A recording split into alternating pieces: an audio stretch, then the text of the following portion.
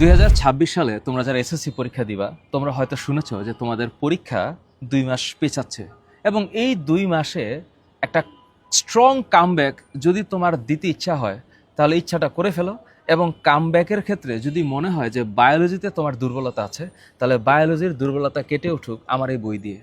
আমার এই বইটা এসএসসি 26 ব্যাচের শর্ট সিলেবাসের 7টা অধ্যায়ের উপরে লেখা আছে এবং এই 7টা অধ্যায়ের উপরে প্রত্যেকটা অধ্যায় এমনভাবে কনসেপ্ট ব্যাখ্যা করেছি আমি যে একটা স্টুডেন্ট যদি পড়ে তাহলে ওর কোনো কন্টেন্ট বুঝতে অসুবিধা হবার কথা না এবং যেই ধরনের প্রশ্ন বোর্ডে আসছে এবং আসবে সেই ধরনের প্রশ্নের উত্তর সহ কন্টেন্ট ব্যাখ্যা করা আছে।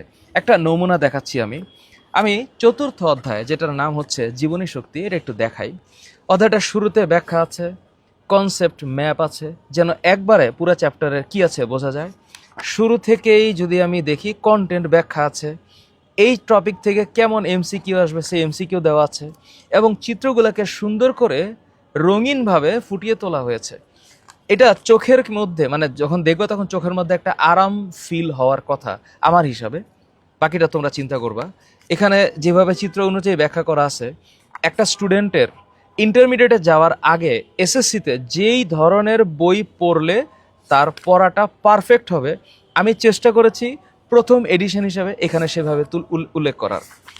সবাত শোষণ অবাত শোষণের ব্যাখ্যা, এটিপির ব্যাখ্যা, সালোক সংশ্লেষণের পার্থক্য এবং যেই ধরনের প্রশ্ন পরীক্ষায় আসে